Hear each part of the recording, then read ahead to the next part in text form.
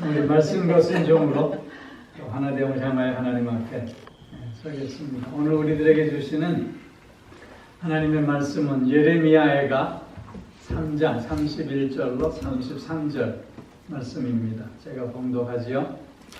이는 주께서 영원하도록 버리지 아니하실 것임이며 그가 비록 근심하게 하시나 그의 풍부한 인자하심에 따라 긍휼히 여기실 것입니다. 주께서 인생으로 고생하게 하시며 근심하게 하심은 본심이 아니시로다. 아멘. 이 말씀을 의지해서 하나님의 자비로 사는 삶, 그런 제목으로 말씀을 드립니다. 세상 사람들을 굳이 둘로 나누어 보고자 한다면 믿는 사람과 믿지 않는 사람으로 나눌 수 있겠죠. 하나님의 은혜로 사는 사람과 자신의 머리로 또 나름대로의 근거로 사는 사람으로 그렇게 나눌 수 있을 것입니다. 근데 우리가 한 가지 꼭 기억해야 하는 것은 지식이라고 하는 것은 사람을 변화시킬 수 없다고 하는 점입니다. 선한 사람은 지식을 통해서도 선한 일을 하고 악한 사람은 그 지식을 통해서 더 악한 일을 하게 마련이라는 것이죠.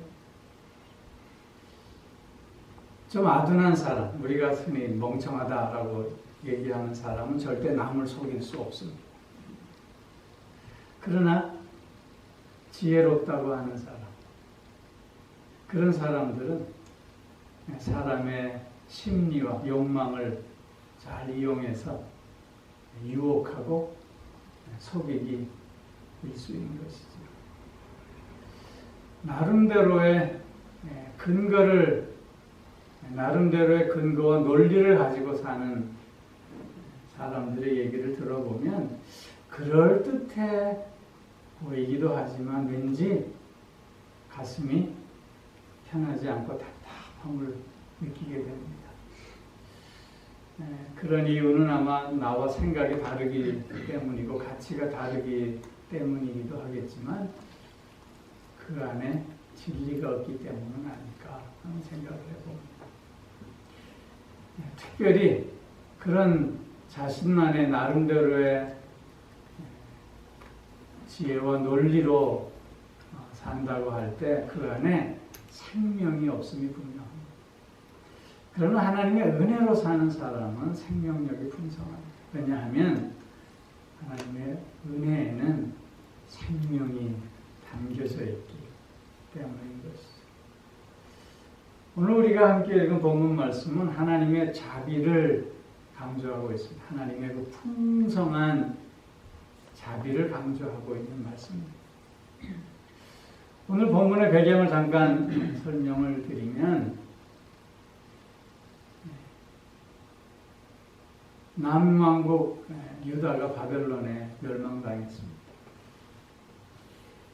예루살렘 성전이 처참하게 파괴되었습니다. 선지자 예레미야는 이스라엘 백성들에게 하나님의 진노가 임함으로 말미암아 바벨론의 침략을 받아 멸망당하게 될 것이고 하나님의 성전은 철저히 파괴되고 모든 거민은 포로로 잡혀갈 것이라고 그렇게 미리 예언했습니다.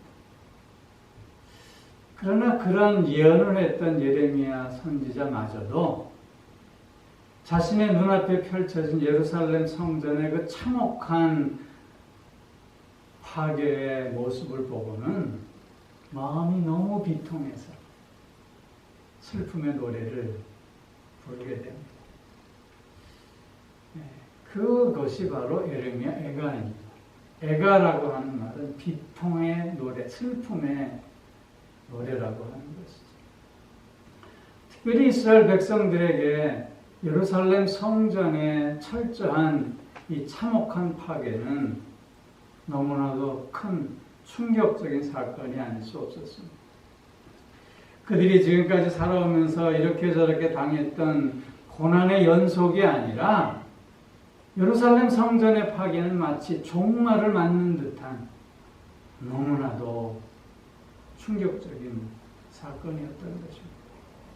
왜냐하면 그들에게 있어서 예루살렘 성전은 하나님의 임재의 상징이었고 하나님이 여기 계시는 한 결코 무너질 수 없는 거룩한 집이었다고 믿었기 때문입니다. 그런데 그런 성전이 너무나도 처참하게 돌 위에 돌 하나도 남기지 않고 파괴되었습니다. 이런 충격적인 사건 앞에 이스라엘 백성들은 하나님께서 당신이 택한 우리 이스라엘을 완전히 버리신 것인가? 좌절과 절망에 빠질 수밖에 없었고, 또 한편으로는 우리가 지금까지 섬겨왔던 하나님은 다른 이방신들보다 더 저급하고 열등한 신에 불과했던 것은 아닌가? 라고 하는 의심과 회의도 들 수밖에 없었습니다.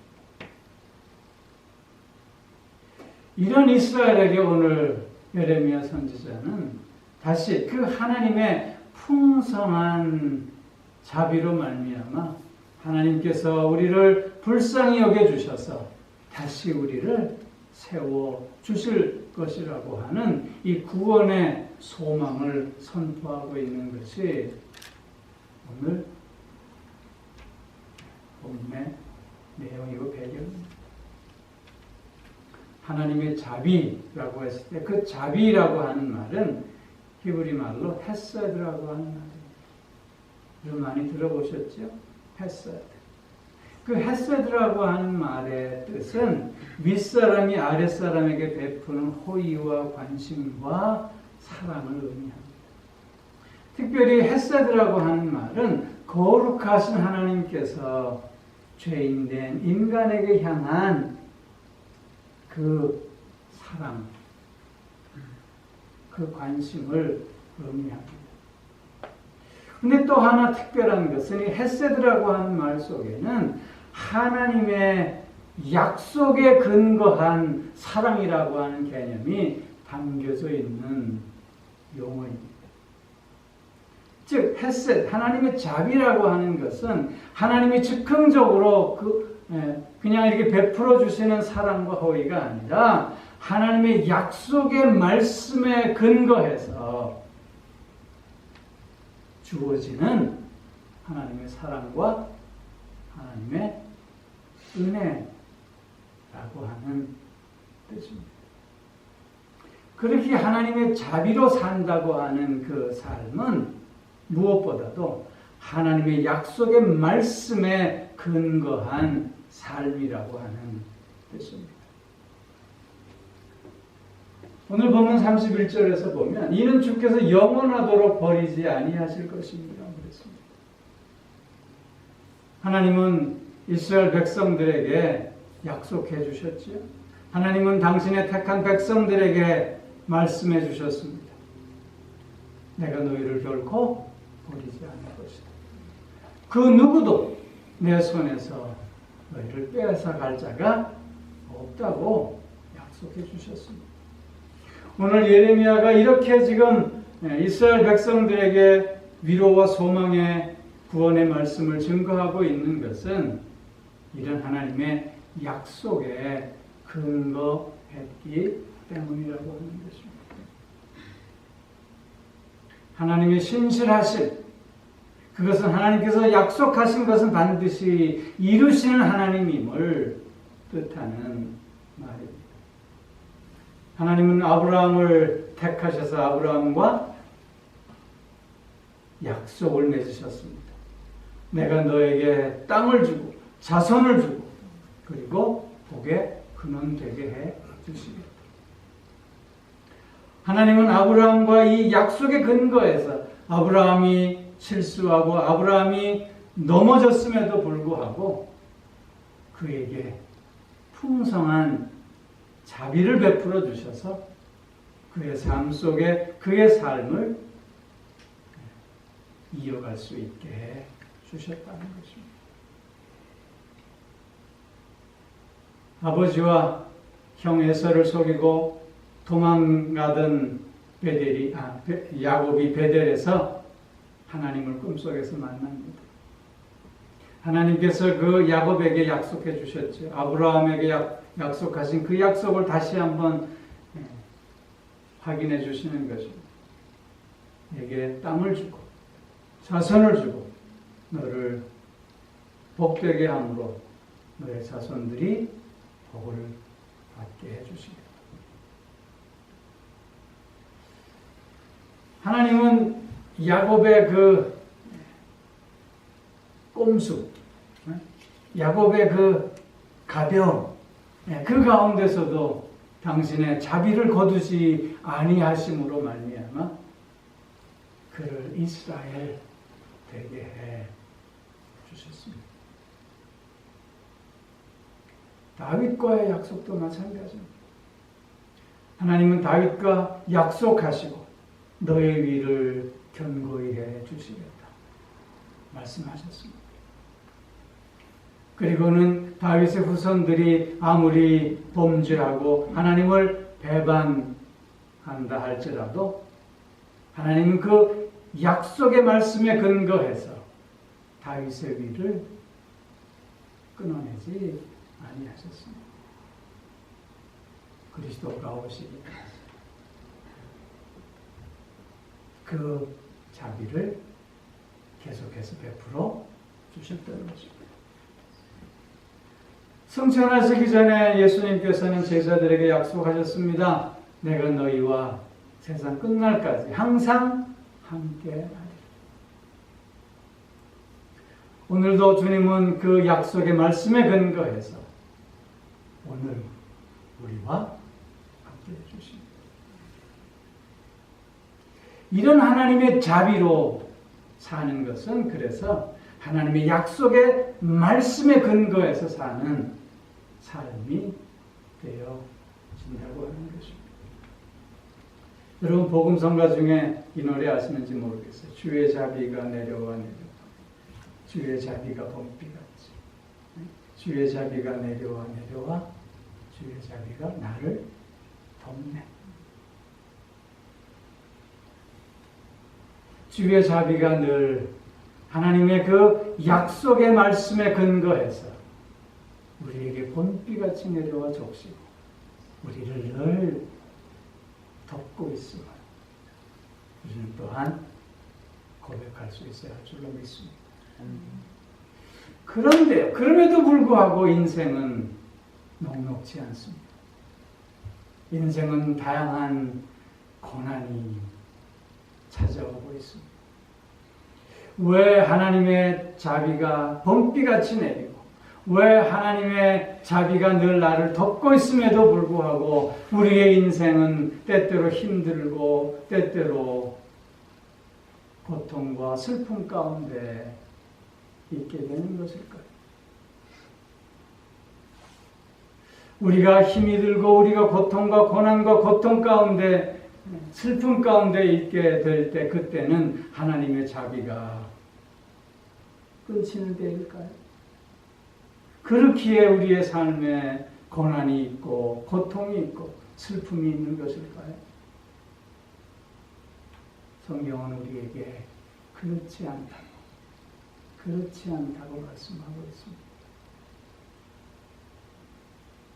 성경은 우리에게 그가 비록 근심하게 하시나 그의 풍부한 인자하심에 따라 긍휼히 여기실 것입니다. 우리가 고통 가운데 있을 때에도 하나님은 우리를 그 풍부한 인자하심 속에서 우리를 불쌍히 여겨주신다는 것입니다.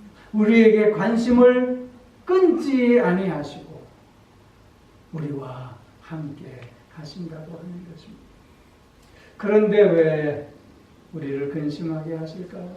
왜 우리의 삶에 고난이 찾아오는 것일까요? 그것은 우리로 하여금 하나님 앞에 나 자신을 더욱더 세워내게 하시기 위함이라고 하는 사실입니다. 즉 우리의 삶 속에 이런 고난이 없다면 우리는 결코 하나님을 찾는 자가 될 수 없을 것입니다.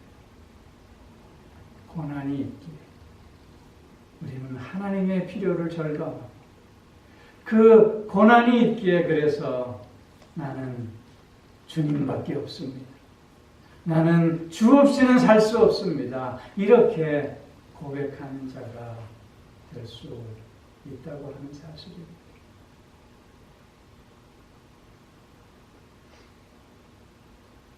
사도 바울은 당신의 육체의 가시를 제거해달라고 하나님 앞에 3번씩이나 기도했습니다.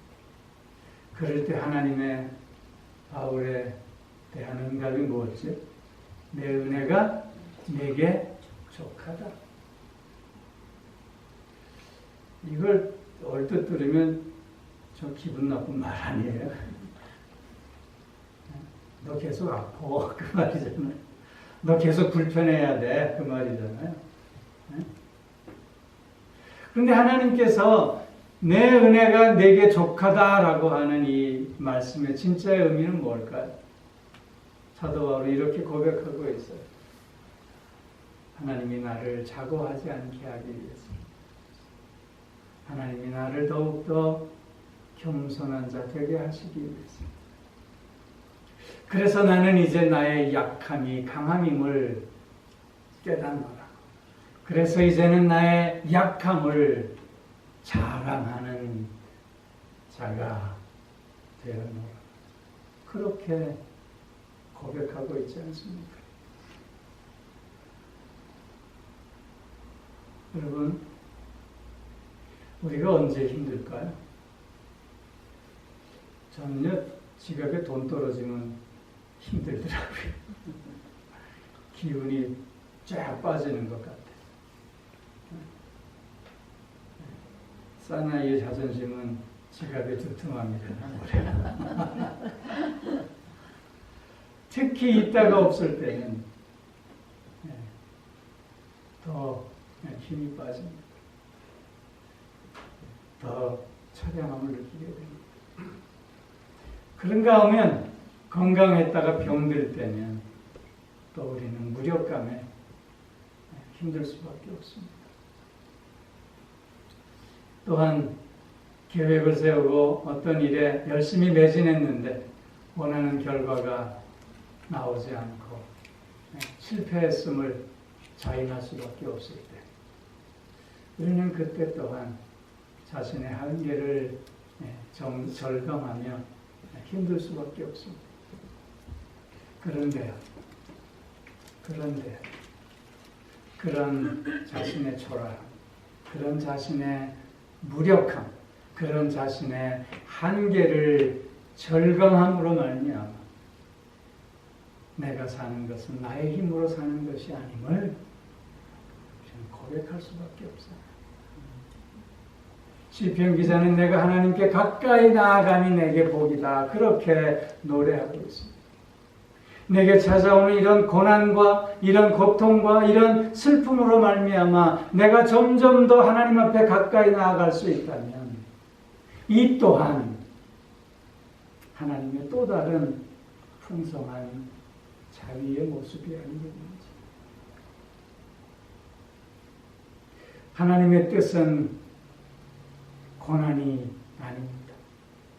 고난을 통해서 우리를 더욱더 성숙하게 하심이요, 고난을 통해서 우리를 더욱더 복의 근원되게 하심에 있다는 것입니다. 그렇기에 하나님의 버리심은 영원한 버리심이 아니요, 하나님의 징계는 징계 자체가 목적이 아니라 우리를 새롭게 하시고 우리를 강하게 하시고 우리를 복되게 하심에 있음을 기억할 수 있어야 하겠다는 것입니다. 힘들고 어려울 때 이 또한 하나님의 사랑과 은혜의 순간임을 기억하고 새 마음을 갖는 우리가 되어야 할 줄로 믿습니다.